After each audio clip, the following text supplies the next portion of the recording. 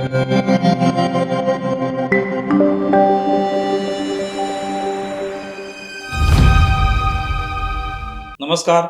News डंकामध्ये मी महेश विचारे आपल्या सगळ्यांचं मनपूर्वक स्वागत करतो. मित्रांनो, न्यूज डंकाचं यूट्यूब चॅनल आपण सबस्क्राईब केलं नसेल तर कृपया ते सबस्क्राईब करा, ज्यामुळे वेगवेगळ्या विषयांवरचे व्हिडिओ आपल्यापर्यंत येऊ शकतील. झारखंडमध्ये 2 परीक्षांच्या निकालांवरनं आणि त्या ठिकाणी झालेला घोळ यावरनं आंदोलन सुरू होतं गेले अनेक दिवस. ते अखेर संपुष्टात आलं.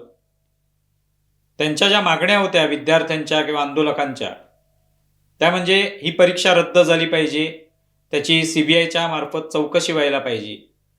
तर बरेच दिवस त्या मागण्या ज्या त्या पूर्ण होत नव्हत्या. हेमंत सोरेन सरकारशी त्यांची चर्चा चालू होती, पण त्या ठिकाणी या मागण्या पूर्ण केल्या जात नव्हत्या. आणि शेवटी सरकारला निर्णय घ्यावा लागला की या ज्या 2 परीक्षा होत्या त्या रद्द करणं, म्हणजे त्या ज्या काय परीक्षा झाल्या त्याचे निकाल आले होते, पण त्या परीक्षा रद्द करणं आणि पुन्हा नव्याने परीक्षा घेणं, या प्रकारचा निर्णय सोरेन सरकारने घेतला. आणि मग हे आंदोलन आता मागे घेण्यात आलेलं आहे. उपोषण करणारे देवेंद्र महातो यांनी त्या ठिकाणी आंदोलन मागे घेतलं, त्यांचं उपोषण मागे घेतलं आणि आता हे आंदोलन संपलेलं आहे. अर्थात जोपर्यंत सरकारने ज्या मागण्या मान्य केलेल्या आहेत त्याचं नोटिफिकेशन येत नाही तोपर्यंत ते आंदोलक थांबलेले आहेत. पण हे सगळं आंदोलन जर आपण पाहिलं, 25 जुलैपासून ते आंदोलन सुरू आहे, तेव्हापासून ते आजताग आहेत. आंदोलनामधून अशी कोणत्याही पद्धतीची बातमी आली नाही की तिथे पोलिसांवर हल्ले झाले किंवा काहीतरी आंदोलकांनी तोडफोड केली, दगडफेक केली, मारहाण केली, पोलिसांची काहीतरी संघर्ष झाला त्यांचा, किंवा अवास्तव अशा मागण्या सरकारकडून त्यांनी केलेल्या आहेत. अशा पद्धतीचं कोणतीही बातमी आली नाही. त्यांची पहिल्यापासून मागणी होती परीक्षा रद्द करा, त्याची CBI चौकशी करा, एवढीच मागणी होती. तिथे कोणत्याही मंत्र्याची राजीनाम्याची मागणी नव्हती किंवा आणखी काही त्या ठिकाणी राजकीय मागण्या नव्हत्या. त्यांनी स्पष्टपणे विद्यार्थ्यांचं जे नुकसान झालेलं आहे ते होऊ नये. जर पेपर लीक झालेला आहे, पेपर फुटलेला आहे, घोळ झालेला आहे परीक्षांमध्ये, तर तो दूर व्हावा आणि योग्य पद्धतीने पुन्हा परीक्षा घेतली जावी, एवढीच मागणी केली. आणि ती मागणी आता शेवटी सरकारला मान्य करावी लागलेली. अशा वेळेला मग ही तुलना जी आहे ती स्वाभाविकच त्याच्या आधीच झालेलं, किंवा 25 जुलैला जेव्हा जंतर मंतर मधलं आंदोलन संपलं आणि झारखंडचं आंदोलन सुरू झालं होतं, तर त्या जंतर मंतर मधल्या आंदोलनाशी याची तुलना करावी लागते. जंतर मंतर मध्ये कॉक्रोच जनता पार्टीचे अभिजित दिपके किंवा इतर ती त्यांची मंडळी आहेत, त्यांनी आंदोलन केलं. त्या आंदोलनाचं स्वरूप आणि झारखंड मधल्या आंदोलनाचं स्वरूप या जमीन अस्मानाचा फरक आपल्याला दिसून येते. आंदोलन कसं असलं पाहिजे आणि कसं असता कामा नये याची 2 उदाहरणं आहेत. आंदोलनं कशासाठी केली जातात तर मागण्या पूर्ण व्हाव्या, पण त्या मागण्या सुद्धा अवास्तव असता कामा नये. त्यात कुठला तरी राजकीय वास त्याला येता कामा नये की याच्या मागे काहीतरी अमुक एखाद्या पक्षाविरुद्ध हे आंदोलन आहे, अमुक एखाद्या व्यक्तीविरुद्ध आंदोलन आहे. ते त्या समाजामध्ये काही चुकीचं घडत असेल, एखाद्या व्यवस्थेत चुकीचं घडत असेल, त्यातले दोष असतील, तर ते दूर करण्याच्या अनुषंगाने आंदोलन पाहिजे. मग त्याला सर्वसामान्यांचा सुद्धा पाठिंबा मिळतो. सर्वसामान्य सुद्धा त्याकडे सकारात्मक दृष्टीने पाहतात. पण दिल्लीमधलं तसं आंदोलन नव्हतं. त्याच्यामध्ये पहिल्यापासून मागणी काय होती? धर्मेंद्र प्रधान यांचा राजीनामा. त्यांचे जे मोठे मोठे बॅनर त्या ठिकाणी लावण्यात आले होते त्याच्यावर सुद्धा पहिली मागणी काय होती? धर्मेंद्र प्रधान यांचा राजीनामा. कारण परीक्षा तर आधीच घेतली गेली होती, पेपर फुटला होता हे निश्चितच, पण सरकारने पुन्हा परीक्षा घेतली. त्यावेळेला पेपर फुटी होऊ नये यासाठी काळजी घेतली.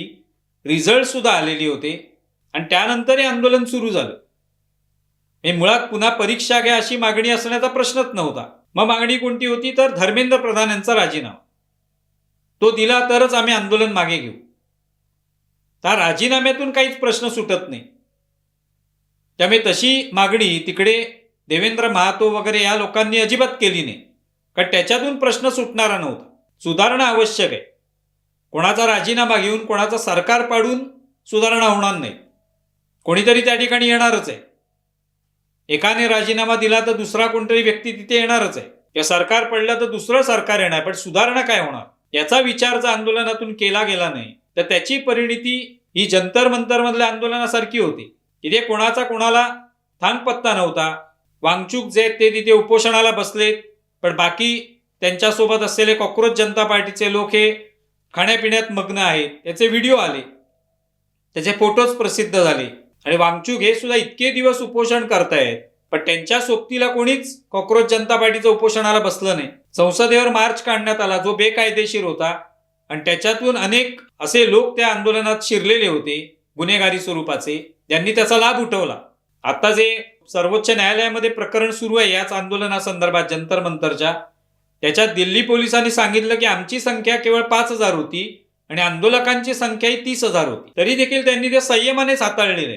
जे सांगितलं जात होतं, काठ्यांना खिळे लावलेले आहेत किंवा डोकी फोडण्यात आलेली आहेत, हाडं तोडण्यात आलेली आहेत, असं कोणतीच घटना घडली नाही. लाठीचार्ज झालेला आहे, पण जे सांगितलं जात होतं प्रचंड प्रमाणात गंभीर जखमी झालेत किंवा काही मृत्यू झालेत, असं काहीच घडलं नाही. पण त्या खोट्या बातम्या त्यावेळेला पसरवण्यात आल्या. तशा कोणत्याही बातम्या झारखंडच्या आंदोलनात आल्या सुद्धा नाही, कारण त्या आंदोलकांनी असं कोणतं पाऊलच उचललं नाही. अशा पद्धतीने पोलिसांना मारहाण करणं किंवा आपल्याला अमुक हे सरकार पाडायचंय या दृष्टीने आपल्याला आंदोलन करायचे अशी कोणती भावनाच त्या आंदोलनात नव्हती. त्यामुळे फरक दिसून येतो. आज जे दिपके आणि त्यांची सगळी मंडळी वेगवेगळ्या ठिकाणी शाळांमध्ये जात आहेत किंवा तिथे आंदोलन करतायत किंवा त्या शाळांमध्ये असलेले दोष दाखवत आहेत, त्यावेळेला भावना काय आहे, तर आपल्याला कुठेतरी लोकांच्या मनात राग निर्माण करायचे, व्यवस्था सुधारावी असा उद्देश नाही. दिपकेचे असे व्हिडिओ आता समोर आलेले आहेत की शाळा सुरू आहे आणि त्याच्यामध्ये अचानक दिपकेमध्येच येतो आणि तो त्या तिकडच्या शिक्षकांची बोलायला सुरुवात करतो, कसं इकडे व्यवस्था नाहीये, बेंचेस नाहीयेत वगैरे वगैरे. यातून दिसून येतं की कुठेतरी आपल्याला चमकायचंय, फक्त आपण कसं काहीतरी कार्य हाती घेतलेलं आहे हे दाखवायचंय. सुधारणा व्हायला पाहिजेतच, पण त्याचा मार्ग असला पाहिजे, तो तिथे दिसत नाही.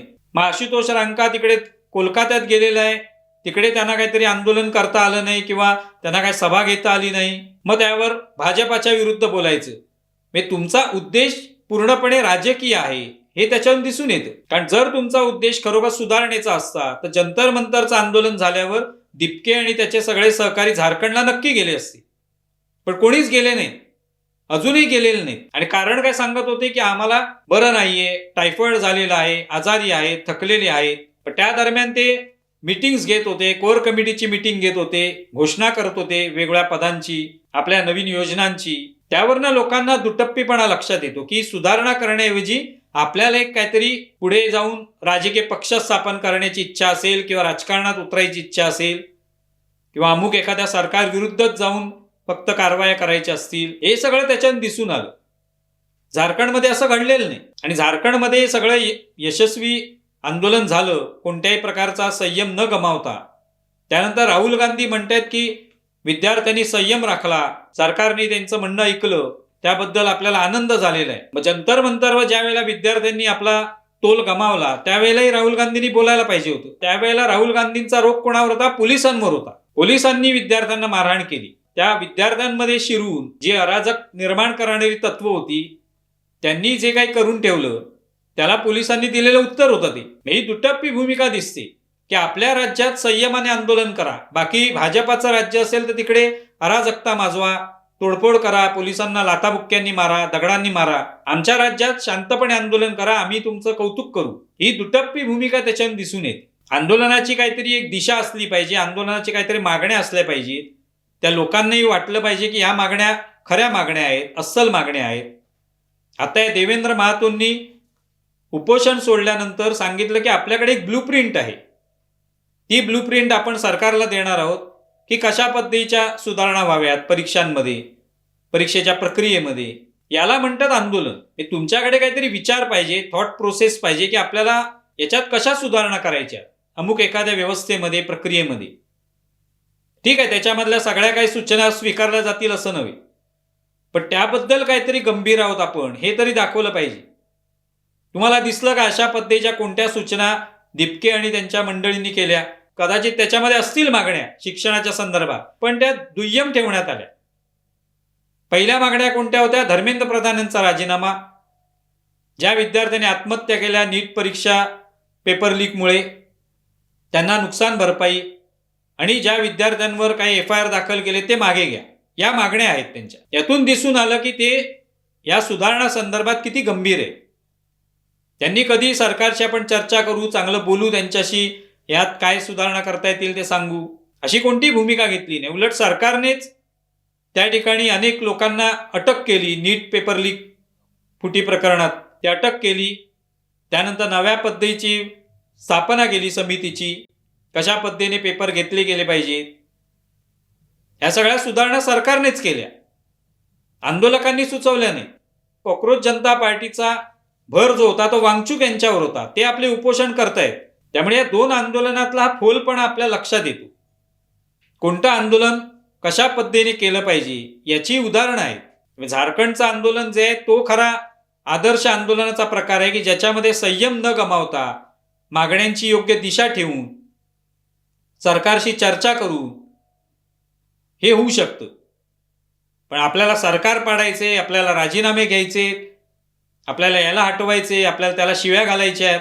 मला राजीनामे यायचे पाहिजेत का, आम्ही देतो, मोदींचा राजीनामा घेऊन देऊ, नंतर अमित शहाचा घेऊ, ही भाषा जी आहे ती आंदोलकांची नसते. पण ते आपल्याला जंतर मंतरमध्ये दिसलं. त्यामुळे दिपके आणि त्यांची मंडळी जी आहेत सगळे सदस्य, त्यांनी या देवेंद्र महातोंचा आदर्श घेतला पाहिजे की कसं आंदोलन केलं जातं, कशा पद्धतीने प्रश्न सोडवले जातात, सरकारची कशी चर्चा केली जाते, ते महत्त्वाचं असतं. तुम्हाला विषय कसा वाटलाय जरूर कळवा. आमचा व्हिडिओ जास्तीत जास्त लाईक करा, शेअर करा आणि आमचे YouTube चॅनल सबस्क्राईब करा. धन्यवाद.